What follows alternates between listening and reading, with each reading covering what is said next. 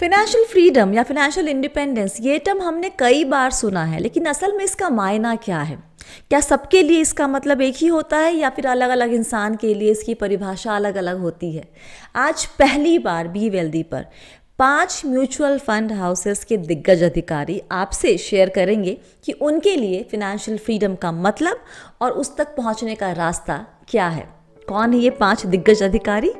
ये हैं Sandeep Sikka, ED and CEO, Nippon India mutual fund; Nilesh Shah, group president and MD, Kotak Mahindra asset management company; Kalpen Parekh, MD and CEO, DSP investment managers; Swarup Mohanty, CEO, Mirae asset mutual fund; और Neil Parag Parikh, chairman and CEO, PPFS mutual fund. तो बस इंतजार खत्म, सुनते हैं financial freedom पर इन दिग्गजों की राय।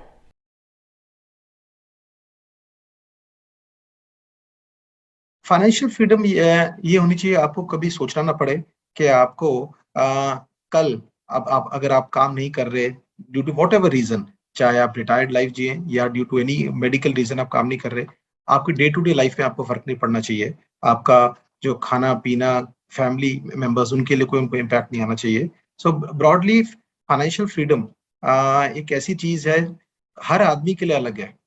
कोई दो आदमी आपको नहीं मिलेंगे जो कहेंगे कि उनके लिए फाइनेंशियल फ्रीडम का किससे मतलब होगा। लेकिन मेरे लिए, जैसे मैंने पहले आपको बताया, फाइनेंशियल फ्रीडम या फाइनेंशियल वेल्थ, जो वेल्थ कहते हैं, आई थिंक ये wealth is relationship, friendships, health and education. And मेरे लिए financial freedom is the mean to achieve all these things. ऐसा नहीं कहते कि फाइनेंशियल फ्रीडम अचीव कर ली या नहीं कर ली, लेकिन मैं आपको ये बताना चाहूंगा कि क्या स्टेप्स लिए। आई जी थिंक जिस जब से मेरी जॉब लगी, स्टार्टिंग में हम कॉलेज से निकलते हैं, फर्स्ट जॉब करते हैं, जी। मैंने एक चीज हमेशा रखा कि शुरू में से ही कि सेविंग ज्यादा करना है। आई थिंक नंबर 2, एक मुझसे भी गलती हुई स्टार्टिंग में जब हमने करा, तो हम लोग क्या होते हैं, we came from a traditional background, जहाँ पे क्या लगता था कि आपको इन्वेस्टमेंट फाइनेंशियल फ्रीडम के लिए बैंक एफडी में लगाइए, गोल्ड में लगाओ, वो ट्रेडिशनल माइंडसेट था। एंड शायद ये भी था क्योंकि ओवर जनरेशंस हमारे को बताया गया था कि इक्विटी मार्केट पे लगाने का मतलब होता है थोड़ा गैम्बलिंग, सट्टाबाजी। लेकिन आई थिंक जो फाइनेंशियल फ्रीडम मेरे को मिली है, आई थिंक मेरी सेविंग्स की वजह से मिली है, राइट टाइप ऑफ इन्वेस्टमेंट्स की वजह से मिली है। और मेजोरिटी मैंने पिछले 25 साल में सारी अपनी सेविंग्स जो लगाई है इक्विटी में लगाई है, थोड़ा सेट एलोकेशन छोड़ के, आई थिंक उसी ने ही काफी मल्टीप्लाई हो के हमारे को दिया है। सो मेरा बिलीफ ये है कि saving is more important then earning. And after saving वो पैसा कैसे इन्वेस्ट करते हैं आप, उसको आपके एक्सपर्ट होने की जरूरत नहीं है, आपको रोज टीवी की देखने की जरूरत नहीं क्या स्टॉक लेना है।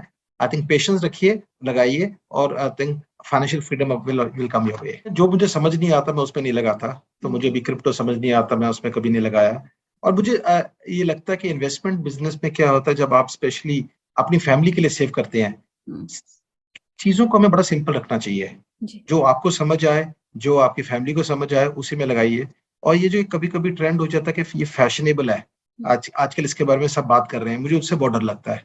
मुझे हमेशा ये लगता है कि जो चीज ट्रस्टेड है, आज के दिन में अगर इक्विटी म्यूचुअल फंड्स में लगाना है, आपने पैसा लगाया, गॉड फॉरबिड आपको जरूरत पड़ गई, कोई आपको एक दिन के नोटिस पे पैसा मिल जाता है, तो ये सब चीजों से, सो आई थिंक जो मुझे समझ नहीं आता। और एक और ट्रेडिशनल माइंडसेट पहले होता था कि रियल एस्टेट में इन्वेस्ट करो।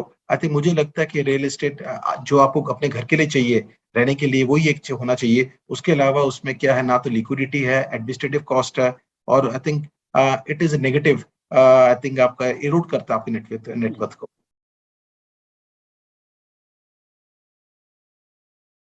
मेरे लिए फाइनेंशियल फ्रीडम की अलग अलग परिभाषा है। एक, जब मैं बहुत छोटा था, मेरे पिताजी गुजर गए थे। उस समय मेरी माता ने बहुत हार्डवर्क करके मुझे पाला पोसा। So having a caring family is also financial freedom. दूसरी चीज है, जब मैं थोड़ा बड़ा हुआ, मैंने अपनी माँ को काम करते देखा, तो मैं भी काम करने में लग गया। और बचपन से हमेशा पैसा कैसे बचाया जाए, खर्चा कैसे कम हो, उसी पे ध्यान रहा। तो मैं चल के चला जाता था बस में जाने की जगह पे कि बस फेयर के पैसे बचेंगे। तो being frugal is also financial freedom.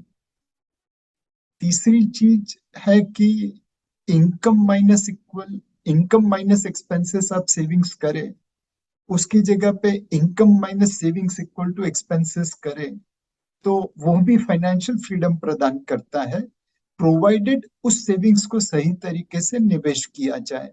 तो बिग फ्रूगल होने से सेविंग्स आ जाती है, और उस सेविंग्स को एक सही तरीके से मैं निवेश करूं तो अगेन वो फाइनेंशियल फ्रीडम देता है।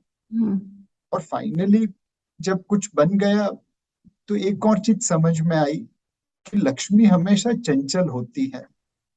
जब आप कुछ अच्छा काम करते हैं तो पैसा आपके साथ रहता है, जब आप गलत तरीके से पैसा कमाते हैं तो वो जाता भी वैसे ही है। तो आज इस मकाम पे मेरे लिए फाइनेंशियल फ्रीडम है एक केयरिंग फैमिली हो, एक फ्रूगल लाइफस्टाइल हो, सेविंग्स जिसको मैं सही तरीके से निवेश कर सकूं, एंड मोस्ट इम्पोर्टेंटली वेल्थ जिसको मैं अच्छे कामों में यूज कर सकूं। मैंने सिर्फ 3 चीजें की अपनी सेविंग्स को अच्छी तरह निवेश करने में। एक कहावत है, बूंद बूंद से सागर बनता है। सिमिलरली एसआईपी के रेगुलर इन्वेस्टमेंट के द्वारा मैंने अपना इन्वेस्टमेंट कॉर्पस खड़ा किया। दूसरा है, be a long term investor. आप चाहो तो भी जल्दी से आम उगा नहीं सकते। आम का पेड़ बोने के बाद आपको 12 साल तक वेट करनी पड़ती है अच्छे आम के लिए। इन्वेस्टमेंट भी वैसा ही है। निवेश करके मैंने हमेशा अपने इन्वेस्टमेंट को समय दिया। और तीसरी चीज है disciplined asset allocation. Don't put all eggs in one basket. तो मैंने रियल एस्टेट, इक्विटी, गोल्ड और डेट, ये सभी में निवेश किया और एक पोर्टफोलियो बनाया जो मुझे हर साल रियल रिटर्न देता रहे। तो being a long-term investor, being a regular investor, and being a disciplined investor, that is what has given me financial freedom. मैंने अब तक क्रिप्टो में निवेश नहीं किया, सो एक वो एसेट क्लास है जिससे मैं दूर रहा। ज्यादातर मेरा पैसा इक्विटी स्कीम्स या इक्विटी स्टॉक्स में लगा हुआ है। तो एक बैलेंस मेंटेन जरूर किया है इक्विटी, रियल एस्टेट, गोल्ड और डेट के बीच में, कि एक रियल रिटर्न बनता रहे पोर्टफोलियो में, और वही चीज आपको मार्केट की वॉलेटिलिटी सहन करने की शक्ति देता है, और वही चीज आपको real inflation outperforming return देता है। There is no free lunch in the world. ज्यादा रिटर्न चाहिए तो ज्यादा रिस्क लेना पड़ेगा, एंड रिस्क कई बार आपको हिट ज्यादा कर देता है। तो मेरी फोकस हमेशा यही रही है कि मेरा पोर्टफोलियो महंगाई से ज्यादा रिटर्न दे दे। मैं कंजर्वेटिव इन्वेस्टर हूं, तो इक्विटी में कभी short term trading point of view से निवेश नहीं करता, हमेशा लॉन्ग टर्म के लिए निवेश करता हूं। मन से अपने आप को अवगत कर देता हूं कि इक्विटी है तो ऊपर नीचे तो चलता ही रहेगा। मार्च 2020 में जब पोर्टफोलियो आधा हो गया था तो डर नहीं लगा था, बिकॉज मुझे विश्वास था कि मैंने तो लॉन्ग टर्म के लिए निवेश किया है। तो रिस्क क्या है वो समझ लीजिए और फिर एक एसेट एलोकेशन बना लीजिए। बट अगर आप ये चाहे कि मुझे ज्यादा रिटर्न मिले कम रिस्क पे, तो ऐसी कोई फॉर्मूला आज तक किसी ने बनाई नहीं है।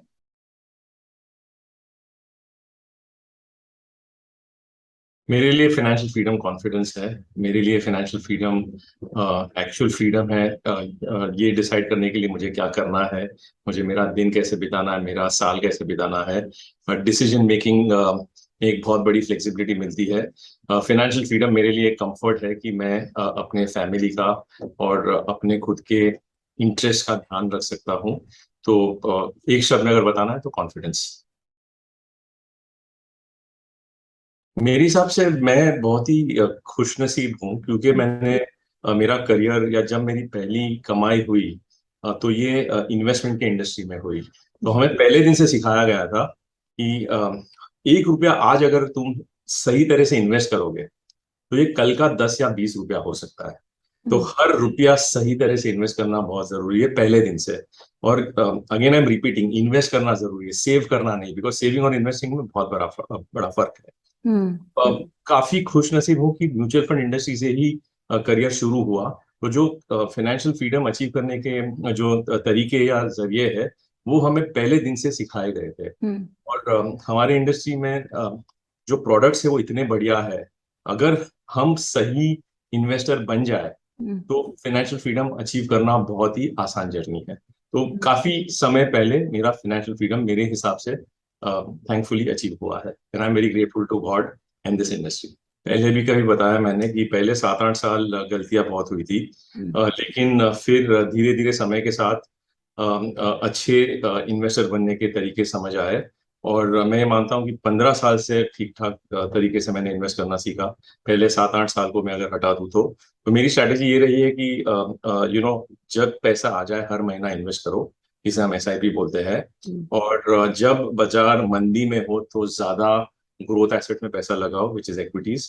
जब बाजार बबल फेज में हो जाए या बहुत तेजी में हो जाए तो मैं अपना पैसा हाइब्रिड फंड्स में लगाता हूँ, जिसमें थोड़ा सा फिक्स्ड इनकम या दूसरा एसेट क्लास आ जाता है। तो ये दो के बीच में मैं अपने पोर्टफोलियो को स्प्लिट कर देता हूँ। 15 साल में जब से मैंने सही इन्वेस्टमेंट के तरीके अपनाए हैं, शायद 3 या 4 बार मैंने एसेट एलोकेशन को ट्वीक किया होगा। और यही बताने की कोशिश कर रहा हूँ कि 15 साल में सिर्फ 3 या 4 बार। हर दिन कुछ भी करने की जरूरत नहीं है, हर महीना कुछ करने की जरूरत नहीं है, काफी टाइम 2-3 साल तक कुछ करने की जरूरत नहीं है, क्योंकि बाजार अपना काम करता रहता है, हमें डटे रहना है। जैसे मैंने रियल एस्टेट में कभी पैसा इन्वेस्ट नहीं किया, क्योंकि मुंबई में तो रियल एस्टेट बहुत महंगा होता है। 1.5 या 2% की रेंटल यील्ड मिलती है, जबकि हमारे डेट फंड में 7-8-9% बन जाता है। तो मैंने सिर्फ पहली बार जो रियल एस्टेट में अगर पैसा लगाया वो खुद के रहने के लिए लगाया। So I have stayed away from real estate.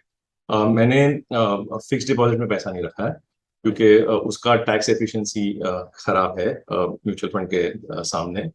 और जो अभी के फिलहाल जो नए पॉपुलर एसेट क्लासेस है जो मुझे समझ नहीं आते हैं, वेदर क्रिप्टो हो या बहुत सारे जो डिजिटल एसेट क्लासेस बने हैं, तो उन सारे एसेट क्लासेस से मैंने अभी तक अपने आप को दूर रखा है, क्योंकि समझ नहीं आता है मुझे।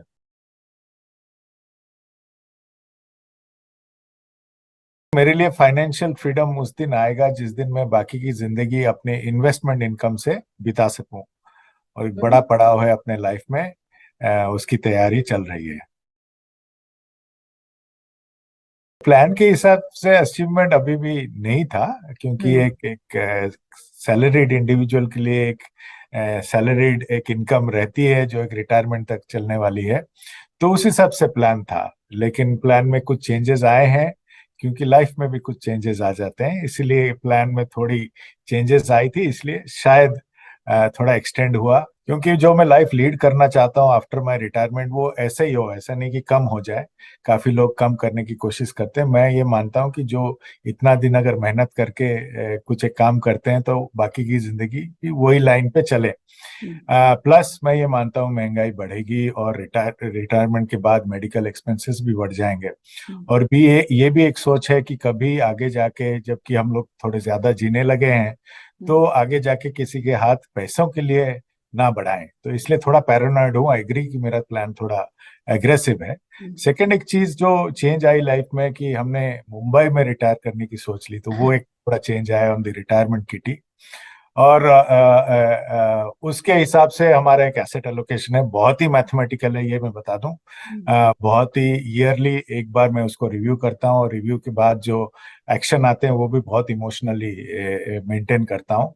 वो जो टारगेट किटी के तरफ एक रिटर्न प्रोजेक्शन है, मेरे लिए वो रिटर्न प्रोजेक्शन 10 to 11% है। उस हिसाब से मेरा पोर्टफोलियो बना हुआ है, उस रिस्क प्रोफाइल के हिसाब से मेरा पोर्टफोलियो बना हुआ है, और वो ऑन ट्रैक है। एक ये मुंबई के लिए थोड़ा ट्रैक चेंज हुआ, और सेकेंडली बीच में अभी एक घर लिया तो उसके लिए थोड़ा एक माइनर एडजस्टमेंट करना पड़ा। जो एक माइनर एडजस्टमेंट करना पड़ेगा, मुझे लगता है कि जब मेरा ये जो रिटायरमेंट के बाद एक ट्रैवल का बहुत बड़ा एक प्लान था, ड्यू टू रूपी चेंजेस वो थोड़ा प्लान में भी थोड़ा एडजस्टमेंट आ जाता है। ये एडजस्टमेंट बीच बीच में होते रहते हैं प्लान में, और आगे जाके एक किटी के तरफ वो एक रिव्यू रीबैलेंस के जरिए हम ट्रैक करते हैं।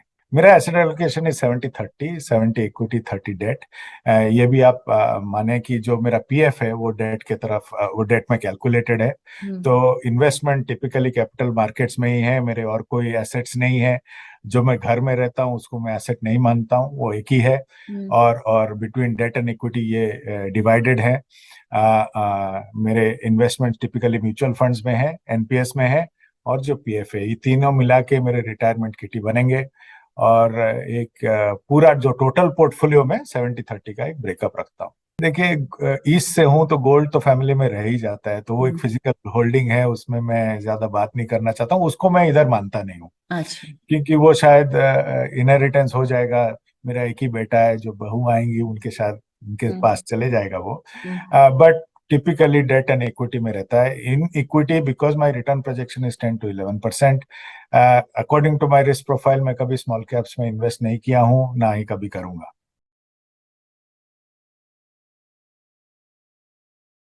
Don't work for money, make your money work for you.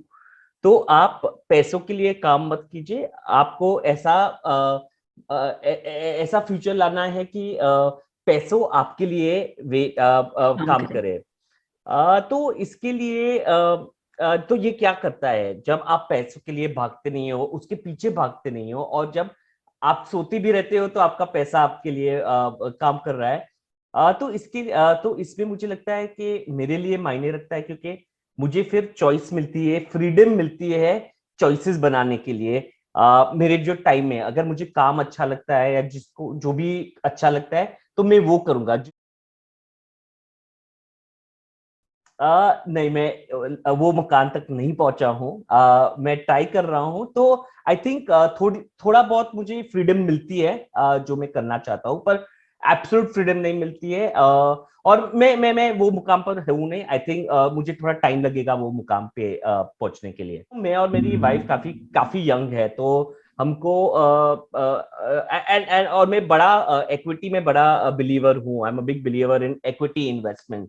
तो ज्यादातर मुझे लगता है अगर मुझे वेल्थ क्रिएशन करनी है नेक्स्ट 10-15 इयर्स में, अगर वो फाइनेंशियल फ्रीडम लानी है फॉर द नेक्स्ट डेकेड और डेकेड एंड हाफ में, तो आई थिंक एक्विटीज में मुझे रहना पड़ेगा, और उसमें वेल्थ क्रिएशन हो जाता है बहुत अच्छा। अगर लंबी तरफ से आप देखो 15-20 साल तक किसी ने इन्वेस्टमेंट इक्विटी इन्वेस्टमेंट में किए है तो अच्छा ही रहा होगा। और it's a best hedge against inflation. तो इन्फ्लेशन को बीट करने के लिए इक्विटीज काफी अच्छी है। तो अगर आप यंग है, या मैं consider my self quite young, not very old, तो आई कैन टेक, और मैं ज्यादातर इक्विटी रिस्क ले सकता हूं। तो अबाउट 80-85% ऑफ मेरा पोर्टफोलियो इक्विटीज में है, और 10-15% for short term requirements of golds, और to keep some rainy money, emergency funds रखने के लिए। पर ज्यादातर जो भी है मैं वेल्थ क्रिएशन के लिए 85% इक्विटी में रखता हूँ। एंड होपफुली वो नेक्स्ट 5-10 इयर्स में कंपाउंड अच्छी तरह हो जाए, और मुझे थोड़ी बहुत फाइनेंशियल फ्रीडम मिल जाए। ज्यादातर मेरा पैसा पीपीएफएस की फ्लेक्सी कैप स्कीम में है मेनली। तो वो डाइवर्सिफाइड स्ट्रेटेजी हो जाती है, जहाँ लार्ज, मिड और स्मॉल सबकी मिक्सचर है according to fund managers call, you know. तो मुझे ये डाइवर्सिफाइड स्ट्रैटेजी अच्छी लगती है, क्योंकि जहां भी अपॉर्चुनिटीज है आप वहां जा सकते हो।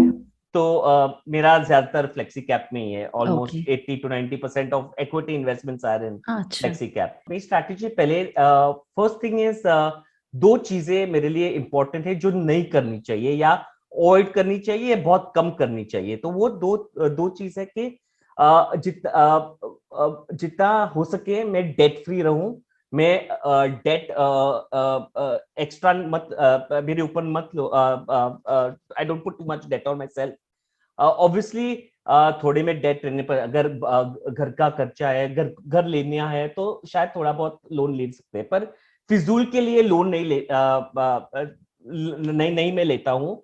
और मैं एडवाइस भी करता हूँ कि दूसरे लोगों को नहीं लेना चाहिए खाने के लिए, या वेकेशन के लिए, या कपड़ों के लिए। तो ये सब फिजूल की लोन मैं नहीं लेता हूँ, और जितना भी मेरा लोन का है वो एकदम कम रखता हूँ। तो अब मैं और मेरी फैमिली, मी और मेरी वाइफ, एक्चुअली हमारा अभी बहुत कम लोन बाकी है, तो वी आर वेरी हैप्पी। तो उस लिए हमारा थोड़ा फ्रीडम ज्यादा है। सेकेंडली मैंने किधर रिसेंटली पढ़ा है, और मैं अगेन इंग्लिश में ये एक बोल दूंगा और ट्रांसलेट ट्राई करूंगा ट्रांसलेट करने के लिए, दैट कि spending money to show other people you have money is the quickest way to lose that money.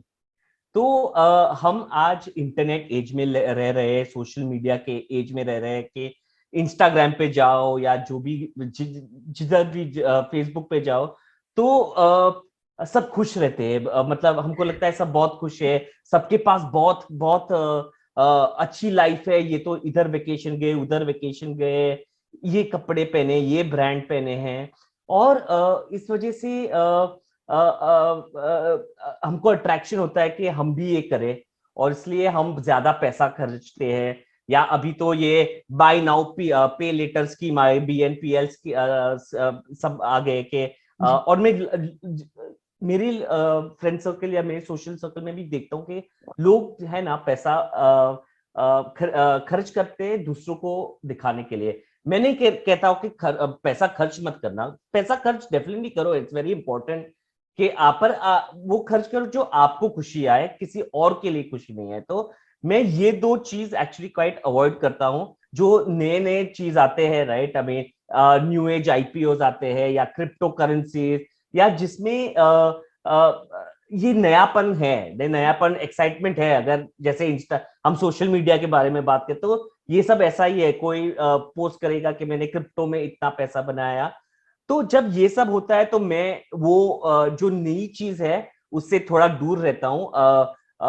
Actually I am quite old school, तो मुझे ओल्ड स्कूल तरीके से ही बाय लो सेल हाई इक्विटीज में मैं ये इस पे रहता हूँ। तो सुना आपने, सभी के लिए फाइनेंशियल फ्रीडम का मायना और वहाँ तक पहुँचने का रास्ता कुछ हद तक सेम है, कुछ हद तक अलग अलग है।